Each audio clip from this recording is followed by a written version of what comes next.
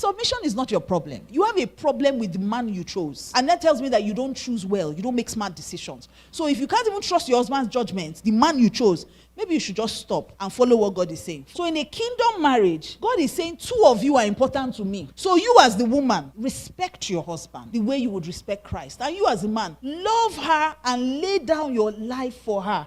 What that means is that anything that will hurt her, you will not do it. You won't do it. Anything that will not be a blessing to her, you will not do it. And you as the woman, you will not usurp it. You will not take over. He's taking too much time. You wait. You don't say this light is taking too much time to turn green. I'm going to drive through it. No. If you can wait for a traffic light, you can wait for your husband. What you do is that you pray for God to quicken the process. So in a kingdom marriage, it's about God, it's about the furtherance of our kingdom, and it's about our duty. In a kingdom marriage, there's no room, there's no way out. A kingdom marriage is built on covenant. Now, when I say this, people usually come to my DM. How can you say that? There's no way out. This one, that one. You are the people causing men to. I did not say. I said kingdom marriage. Oh. In a kingdom marriage, they don't beat women. Mm-hmm. Because they come to my DM. Yes, how can you say that? You're the ones causing women to die. You tell them to stay there. I did not say stay there. The covenant of life supersedes the covenant of marriage. If they are beating you, you first carry your load and go and stay somewhere where you can pray for your husband. Or you go and be doing something else with your life. But I did not say divorce. I said first pack your load and stay somewhere. Because women will be there. My husband is beating me. What do you think I should do? What do you think you should do? The beating, is this within you? They beat one woman. There's one woman that her husband beat her. The plastic chair he was using to beat her broke. So I asked her, I said, what were you doing? She said she was dodging. I said, you were dodging. Anyway, so now, when we've established what kind of marriage we want to build, and we establish why we're building for God. Now we need to ask ourselves how to build. How to build. You can't play with how you build. Oh. Matthew 7, I'll read you 24 to 27, Message translation. This timer is not time, it's not time, you know. It's 10 hours I'm sitting there. Should I just flow? It says, these words I speak to you are not incidental additions to your life. They're not homeowner improvements to your standard of living. Jesus said they are foundational words.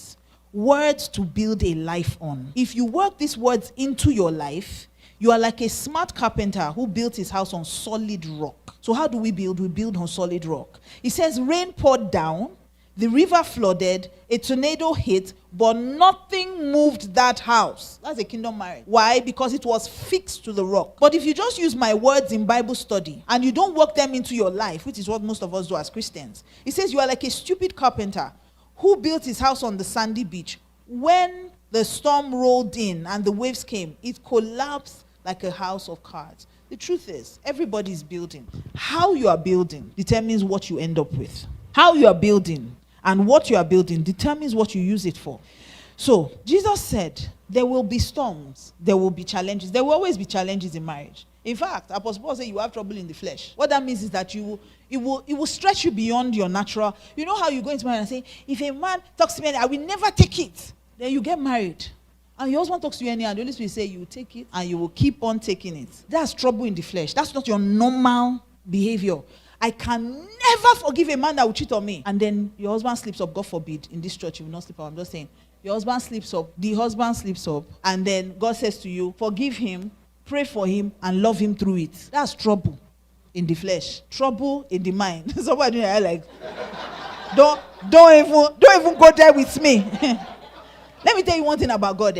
Every time you say, so I remember when I was much younger, I said, God, whatever you do, just make sure I can do anything for you, but I won't marry a pastor. Is that thing, gung, gung, gung?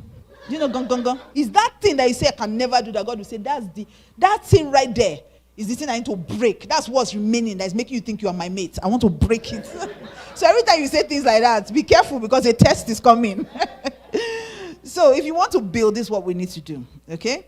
Because storms will come, different things will happen, there will be trouble in the flesh. It will not always be convenient. But if we want to build, there are 4 things that we must do. Number 1, you must count the cost. You must count the cost. Luke 14:29 tells us that which man wanting to build does not count the cost. And then he starts building. After a while, he finds that he doesn't have enough. Then people will say, see the man that started to build, he couldn't finish it. So if you want to get married, for instance, you need to ask yourself, the things I need to do in this marriage, do I know how to do them? Because a lot of people want to get married because that's the next step. But that's not how marriage is. For God, marriage is much more than that.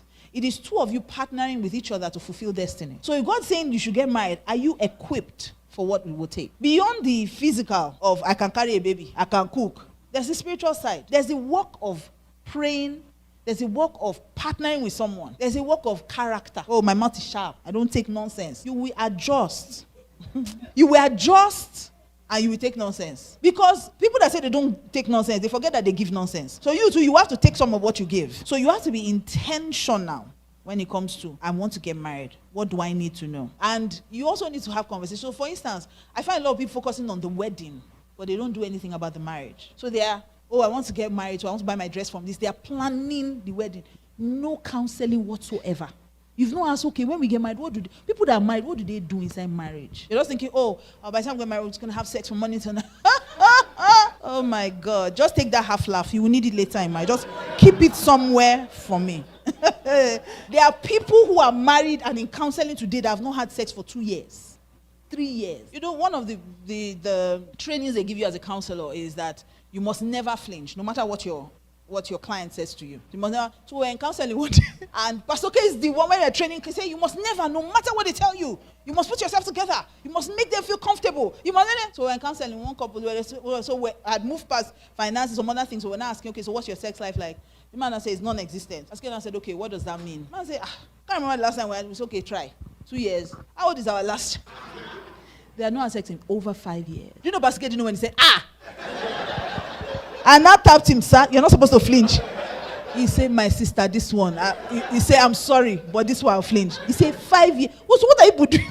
So there are real issues in marriage. Real issues in marriage. People are going through stuff. I hear people say, oh, me, I don't really like sex. If you don't like sex, stay in your house, auntie. Because a man needs it. That's what marriage is. You might not always feel like it. I hear women say, I don't like to cook. I don't like to cook. Well, I'm not saying you're the only one that must cook.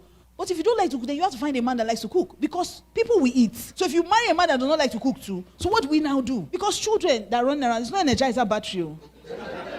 They eat. And they eat a lot. For some reason, children are always hungry. They say, mommy, I'm hungry. I'm like, you just ate. He say, my son will not say, I've used it. What? So do what? So when he starts running around, they're going to say, you better stop running around now. Before you come and say you have used it, you are hungry. They're always eating. So there are other sides to marriage beyond, oh, we just love each other. Someone will take out the trash.